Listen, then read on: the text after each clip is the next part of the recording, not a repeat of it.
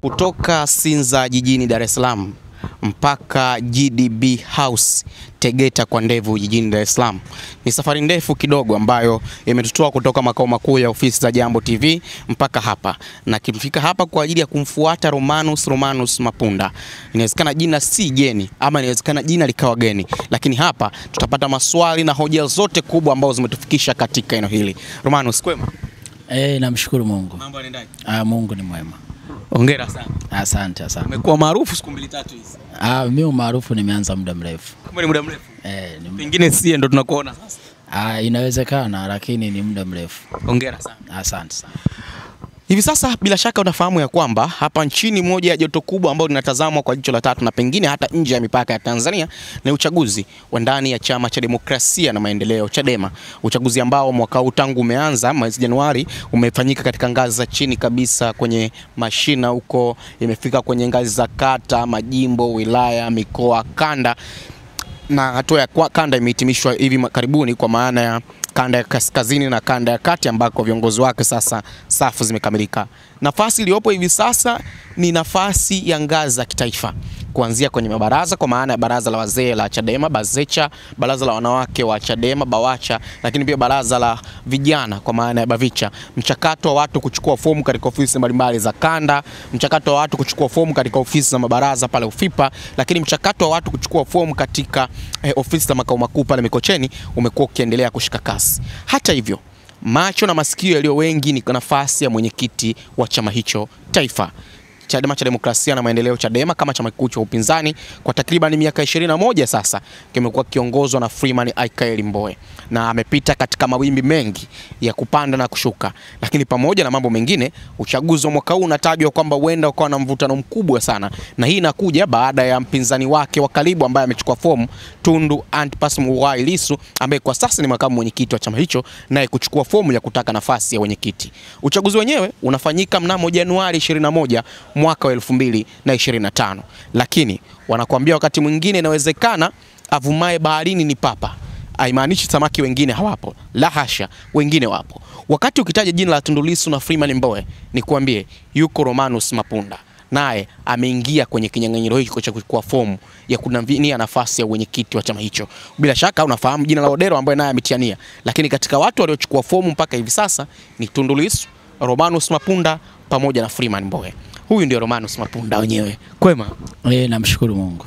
Kwa mara nyingine tena, uthubutu huu, nini ambacho hasa kilikusukuma mpaka ukaona unatosha kuwa mwenyekiti wa Chadema? Manake mpaka umeenda umejiona unatosha kuwa mwenyekiti wa Chadema. Asante sana ndugu mtangazaji. Mimi bwana naitwa Romanus Mapunda kama ulivyoweza kuniintroduce kwa Watanzania. Nimejiunga na Chama cha Demokrasia na Maendeleo mwaka 2021. Lakini nimedumu kwa miaka 3 mpaka hivi sasa ndani ya Chadema. Lakini kabla sijawa Chadema nilikuwa naifuatilia Chadema kwa sababu ni chama ambacho kilipata full registration, ambacho kiko ndani ya nchi yetu, na kilipata wabunge, madiwani, mamea, na kipo sehemu ya mchango katika taifa letu. Sasa nimeifuatilia Chadema kwa miaka mingi sana. Na sasa hivi umeniuliza kwamba kwa nini nimechukua fomu ya kugombea na kitu gani kilichonisukuma. Baada ya kujiunga na Chadema mwaka 2021 mpaka hivi sasa, kwamba tulikuwa na uchaguzi kwanza ngazi ya matawi, ngazi ya kata, ngazi ya majimbo, ngazi ya kanda, na sasa hivi tuko taifa. Mimi ni mmoja wa watu ambao ni watiania wa ubunge mwaka 2025 kwetu kusini, jimbo la Namtumbo. Hivyo nimefanya mikutano mingi sana huko kusini, na ipo kwenye social media, kwenye mitandao mbalimbali ya kijamii. Na sasa hivi nimechukua fomu ya kugombea mwenyekiti wa Chama cha Demokrasia na Maendeleo Taifa baada ya kushinikizwa na vitu vingi sana nilivyoviona ndani ya Chadema. Jambo la kwanza nitakurudisha nyuma kidogo na watazamaji wataona. Mwaka 2015 ikumbukwe kwamba tulikuwa na uchaguzi mkuu ambaye ndani ya chama chetu alikuwa anapeperusha bendera nafasi ya urais alikuwa Mheshimiwa Edward Ngoyai Lowassa chini ya mwavuli wa Ukawa. Exactly. Alikuwa Mheshimiwa Edward Ngoyai Lowassa. Mheshimiwa mwenyekiti taifa Mheshimiwa Freeman Ekaeli Mbowe ndio alikuwa mwenyekiti kipindi kile mpaka hivi sasa. Wengi watakumbuka kwamba kipindi kile kulikuwa na msuguano mkubwa sana kati ya Ukawa pamoja na Chama cha Mapinduzi kwa maana ya chama tawala. Lakini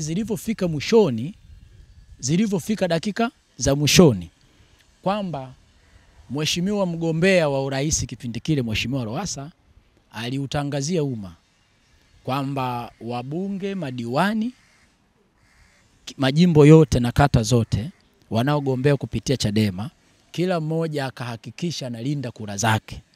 Lakini kura za urais waziache plain. Nafikiri nyinyi kama waandishi mtakuwa mnakumbuka hiyo. Lakini makamu mwenyekiti Tundu Lissu alikuwa anamshinikiza sana mwenyekiti Mbowe pamoja na mgombea wa urais kwa kipindi kile watoe tamko kali au tamko la msimamo wananchi, kwa sababu kipindi kile wizi ulikuwa uko wazi kabisa. Kwa hiyo wafuasi wote, kile Lissu akiwa mwanasheria mkuu, bila shaka mwanasheria mkuu na ni makamu mwenyekiti taifa, nafasi hii alionayo sasa, kipindi kile pia alikuwa nayo, kwamba wafuasi wote wa chama hiki cha Demokrasia na Maendeleo Chadema walimtaka mwenyekiti taifa atoe mwelekeo kwamba nini tunafanya kama wanachama au kama Watanzania kwa ujumla. Lakini mwenyekiti, cha kushangaza sana, kutoa tamko lolote mpaka uchaguzi ukafanyeje, ukapita katika mazingira hayo, na romance zikawa nyingi sana na kelele zikawa nyingi sana. Lile tukio liliwaathiri sana Watanzania wote, niweze kusema liliwaathiri sana, na yani sitaki kuzungumzia sana, lakini liliwaathiri kwa viwango vikubwa sana. Lakini nitoke hapo, mwaka 2019 ikumbukwe tulikuwa na uchaguzi mdogo wa serikali za mitaa kama huu uliopita sasa hivi. Yalijirudia mambo. Mwenyekiti wa chama hiki taifa Mheshimiwa Freeman Mbowe alirudia mambo yanayofanana na kipindi kile, kwamba kulikuwa na engua ambaye haijawahi kutokea kwenye historia ya taifa letu. Yani niseme wagombea ambao waliobakishwa upande wa Chadema kwenye viti wa serikali za mitaa, vijiji na vitongoji ni 11% nchi nzima. Ina maana 89% walienguliwa nchi nzima. Lakini pia Watanzania wakuchoka walipaza sauti kupitia vyombo vya habari na kumuhitaji mwenyekiti Mbowe atoe tamko kwamba sasa hivi kama Watanzania, kama chama tunahitaji mageuzi, nini tufanye. Mwenyekiti yani Watanzania walitegemea mwenyekiti atoe kauli la kushinikiza maandamano na kuitaka serikali iliyotuengua sawa sawa kwamba irejeshe wagombea wote na tuende tukashindane kwenye boksi la kupigia kura. Lakini mwenyekiti akatoa tamko la kujiondoa, ambayo kwa sisi tunaamini ile sio sehemu ya suluhu la kutatua ile. Lakini alikuwa ni yeye ama ni maamuzi ya vikao, kwa maana ya vikao vya kamati kuu viliadhimia? Ninakoelekea nitazungumzia mwavuli huu anaotumiaga kwamba kamati kuu tumekaa. Nitarudi hapo kwa sababu kuna mengi tu, kuna maliziano na nini, yote amesema kamati kuu tulikaa. Kwa hiyo nitarudi kwenye huo mwavuli wa kusingizia kamati kuu. Endelea. Istoshe, natoka hapo 2019, nafikiri kilichotokea wote wa Tanzania nzima, dunia nzima walifahamu kwamba uchaguzi haukuwepo. Ikatupelekea kuongozwa na viongozi wa CCM, kuanzia wenye wajumbe wa serikali za mitaa, wenye viti wa serikali za mitaa, wenye viti wa vitongoji, wenye viti wa vijiji, nchi nzima tukawa tunaongozwa na hao watu wa CCM ambao hawakupigiwa kura na wananchi. Lakini huyu mwenyekiti Freeman Mbowe hakuishia hapo. 2024 mwaka huu ambao tuko mwishoni, unaenda kuishia. Nafikiri pia tunafahamu tulikuwa kwenye mchakato wa uchaguzi wa serikali za mitaa kama ilivyokuwa mwaka 2019. Mwaka huu pia imejirudia tena kwamba chama kiliitika, watu walijitokeza vya kutosha wakachukua fomu, wakagombea kwa gharama zao, na nchi nzima takwimu inatuonyesha 97% Tanzania nchi nzima tuliweka wagombea. Likajirudia tena swala la engua kama lililotokea 2019 likajirudia tena. Na nafikiri kwa kuwa siku hazijapita nyingi, wewe mwanahabari utakuwa unakumbuka, mimi nilisindikiza wagombea wangu jimbo la Kawe, wilaya ya Kinondoni, mkoa wa Dar es Salaam, moja kwa moja kwenda kukata rufaa kama kanuni zinavyoelekeza kwa mkurugenzi. Sawa? Lakini tulipaza sauti, sio mimi tu, tulipaza sauti viongozi wa kanda, viongozi wa mikoa, wanachama, na mpaka baadhi ya vyama vingine, ACT tuliungana nao, chama cha wananchi CUF tuliungana nao, na kuomba kwamba mwenyekiti wa kambi ya upinzani Mheshimiwa Mbowe atoe kauli ya kueleweka sasa tunasimamia wapi, ili sisi tupate haki ya kuwachagua viongozi tunaowahitaji, yasijirudie mambo ya mwaka 2019. Cha kushangaza, tarehe 8 ndo engua ilianza. Tarehe 8 tumeenguliwa 97% nchi nzima. 3% ndo walibakishwa. Na hiyo 3% ukifanya research, waliacha maeneo ya vijijini ambako hatuna hata uongozi. Chadema hawana hata uongozi. Sawa sawa? Kwa hiyo 3% waliacha maeneo ambao walijua hayawezi kuathiri kitu chochote. Sasa mwenyekiti Mbowe tarehe 9, maana tarehe 8 tumeenguliwa, tarehe 9 yeye kaenda Machame. Sawa sawa? Yeye ndio baba wa hiki chama, ndio mlezi mkuu, ndio msemaji mkuu wa hiki chama. Tulipaza sauti kwenye vyombo vya habari mbalimbali na viongozi wenzangu wengi tu, akiwemo Mheshimiwa Makamu Tundu Lissu. Tundu Lissu alipiga kelele nchi nzima na kumtaka mwenyekiti Mbowe atoe tamko, na matamko sisi kama Chadema tulikuwa tunasubiria matamko mawili. Kwanza tuandamane, pili tuiambie serikali kwamba ifanye uchaguzi wa fair, iturudishie wagombea wetu wote walioenguliwa ili washiriki uchaguzi kama CCM. Mwenyekiti hakupatikana, hakuonekana, alikuwa kwake Machame. Sawa sawa? Sisi tumehangaika na wagombea wetu. Mimi nilikuwa mgombea wa mwenyekiti wa serikali ya mtaa wa Mtongani, kata Kunduchi, mkoa wa Dar es Salaam. Sawa sawa? Niliongoza jopo pamoja na wagombea wenzangu waliokatwa, kata ya Wazo, kata ya Bunju, kata Mabwepande, kata ya Mbweni, kata ya Kunduchi, kata ya Kawe, na baadhi ya kata zingine nyingi tulienda kwa mkurugenzi pale. Mwenyekiti hatujamsikia, hatujamuona, hajatoa tamko lolote. Amekuja kuitisha press tarehe 17 ambayo mpaka Waziri Mchengerwa, waziri wa TAMISEMI, akaja akatoa tamko lile la kusema kwamba waliokata rufaa tumerudisha watu 5,000 sio na ngapi. Sawa sawa? Na wengi ambao waliokatwa walikuwa hawana hatia yoyote na chama kikutoa tamko lolote. Sasa vitu kama hivi sisi tunaona kabisa kwamba Mheshimiwa Mbowe amekitumikia chama hiki kwa miaka mingi sana. Amekijenga chama hiki kwa jasho na damu. Yuko madarakani kwa miaka isiyopungua 21. Sasa kwa mchango wake tunautambua, ametoa mchango mkubwa sana.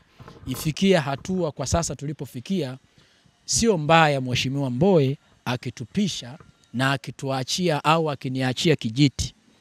Mimi nilishazungumza kwenye social media nyingi kwamba nimeshasema kwamba Chadema nina mpango wa kuifanyia nini, nina mpango wa kuendesha harakati gani ndani ya Chadema, na nashukuru Mungu mwitikio unakuwa ni mkubwa. Watanzania na wanachadema wengi wananielewa kwa sababu nimefanya nao kazi, nimeshiriki nao mikutano mbalimbali, tumeleta hamasa za kutosha. Kwa hiyo cha kusema ni hicho, kwamba ninayo mengi sana kusema kuhusu Mheshimiwa Mbowe, lakini nitazungumza siku nyingine. Kwa kuna masuala ya katiba mpya, kuna mambo mengi tu ambayo tunaona alitinyanga mambo, kuna masuala ya katiba tume huru ya uchaguzi, kuna mambo ya maliziano, na kuna mambo mengine mengi. Mambo ya maliziano nyinyi mnayafahamu. Sawa? Lakini swala la maliziano haikuwa ni sehemu ya mjumuiko wa umoja wa kamati kuu. Kamati kuu kweli ilikaa, tukajadiliana, lakini mengine hatuwezi tukazungumza kwenye media kwa sababu ni mambo ya private, lakini mwisho wa siku kilichotokea ni yale yale ambacho kamati kuu walizungumza. Kwa hiyo mimi niseme ukiwa kiongozi kwamba inakuwa inapendeza kwamba ukishaona miongoni mwa plani zako wewe unazozitumia ukafeli, ni vizuri ukawaachia nafasi watu wengine waje na plani mpya, tuone vision zao, na naamini zitaleta mabadiliko makubwa sana. Kwa hiyo ni hivyo ndugu mtangazaji. Ni Romanus Mapunda huyo akijaribu kutanabaisha kwa intro yake ndogo kuhusiana na kile ambacho kwa nini ameamua kutaka kiti hicho, ama kwa nini anaona kwamba anatosha kuwa mwenyekiti wa Chama cha Demokrasia na Maendeleo Chadema. Mapunda, umejiunga Chadema umesema 2021 na before ya hapo unasema ulikuwa Chama cha Mapinduzi.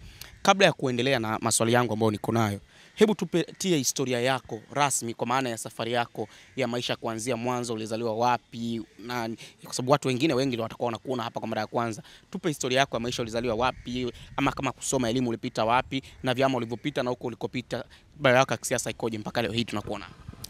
Kwanza nianze historia ya kuzaliwa na maisha yangu binafsi. Mimi ni Mngoni ambaye nimezaliwa mkoa wa Ruvuma, manispaa ya Songea, ndiko nilikozaliwa. Lakini kuhusu umeniuliza swala la elimu, mimi na masters ya sheria, nimemaliza mwaka 2014.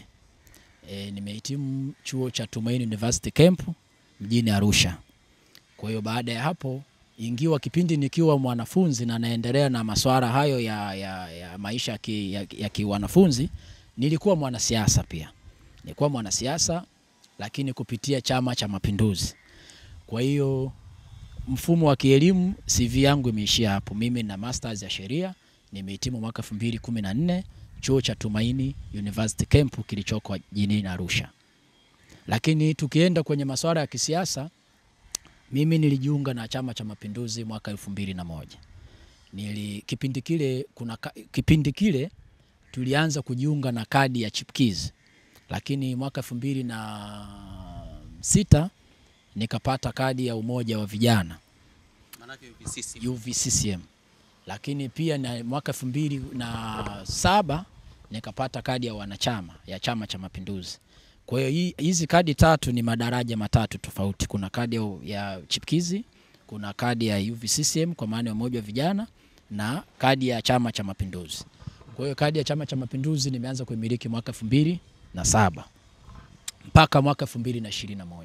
Mwaka 2021 ndipo nimeamua kuhama rasmi kutoka Chama cha Mapinduzi na kwenda kwenye chama cha makamanda, Chama cha Demokrasia na Maendeleo Chadema.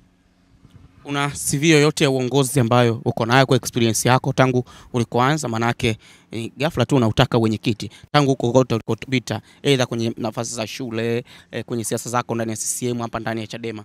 Kuna CV yote? Manake watu wanaweza kujiuliza, huyu mtu anataka wenyekiti na nafasi kubwa kabisa, ana CV yote ya uongozi? Ninayo, kwa sababu nilipokuwa chuo kikuu nilikuwa mwenyekiti wa UVCCM wa vyuo vikuu. Nilikuwa mwenyekiti wa CCM wa vyuo vikuu, lakini pia nimewahi kuwa mwenyekiti wa UVCCM tawi la Nape na Uye, lakini pia 2019 nilikuwa mgombea mwenyekiti wa serikali za mtaa, lakini pia mwaka 2020 niligombea udiwani kata ya Kunduchi jijini Dar es Salaam, lakini pia nilichukua fomu ya kugombea ubunge jimbo la Kawe. Kwa hiyo ukiniuliza kuhusu swala la structure ya uongozi, ninaifahamu vizuri. Nimewahi kuwa kiongozi kwa miaka mingi, kwa hiyo nina experience ya kutosha sana. Kwa nini ulihama Chama cha Mapinduzi? Swala la kuhama chama, kwamba kwanza inabidi tufahamu kitu kimoja. Swala la kuhama chama kwanza ni sehemu ya haki ya kila mwanachama wa chama chochote cha kisiasa, ni haki yake ya kidemokrasia. Yaani kuhama tu chama kwanza ni sehemu ya demokrasia. Lakini pili, mimi niliingia Chama cha Mapinduzi kama nilivyosema mwaka 2001 na mpaka 2021 nimeamua kuhama chama. Ukipiga hesabu ni miaka mingi sana ya kutosha. Kwa hiyo nilikuwa na imani na viongozi wengi ambao waliokuwa wana kiongoza hicho chama, na nimeshirikiana nao kwa muda mrefu sana. Lakini nilipokuja kugundua mwaka 2021 kwamba hicho chama kimetoka kwenye misingi ambayo mimi nilikuwa naamini, nimeamua kuachana na hicho chama na nimeamua kuhama. Kwa hiyo ni hivyo tu kwamba misingi nilikuwa naiamini kwamba CCM inaweza kutuvusha, inaweza kufanya 1 2 3, ikawa imetoka kwenye ile misingi ambayo mimi nilikuwa naamini, basi nikaona sina sababu ya kuendelea na hicho chama na nimeweza kuhama. Ni wakati misingi ya CCM uliyokuwa unaiamini imetoka, na misingi hiyo ni ipi? Na kabla ya kuhama mwaka 2021 wakati gani ambao misingi hiyo ukaamini sasa CCM imehama kwenye misingi? Jambo la kwanza, mimi nilikuwa naamini sana kwamba CCM ni chama ambacho kinaweza kikajikita sana kwenda, yani ni chama ambacho kitajikita sana kuwatazama kwa jicho la tatu watu wa maisha ya hali ya chini. Hilo la kwanza, na nitaelezea mengi tu. Nchi yetu inatueleza wazi, takwimu inatueleza wazi, 78% ya wananchi wanaoishi Tanzania ni watu wenye maisha ya hali ya chini, na hao ndio wanaopiga kura ukifanya research. Sasa kwa miaka yote hiyo nilikuwa nikiona viongozi wengi wa serikali pamoja na Chama cha Mapinduzi kikisimamia serikali kwamba kinawatetea sana na kuwapigania hao wananchi niliowazungumza hapo. Lakini nilipofika mwaka 2021 nilianza kuona dalili, na nitatoa mifano kule kwetu, na sijajua ndugu mwandishi umetokea mkoa gani? Lindi. Umetokea Lindi. Wewe na mimi ni kanda ni watu wa kusini. Kwa hiyo ninachotaka kukisema na wewe utakiprove ni kwamba sisi mkoa wa Ruvuma zao letu la biashara ni tumbaku.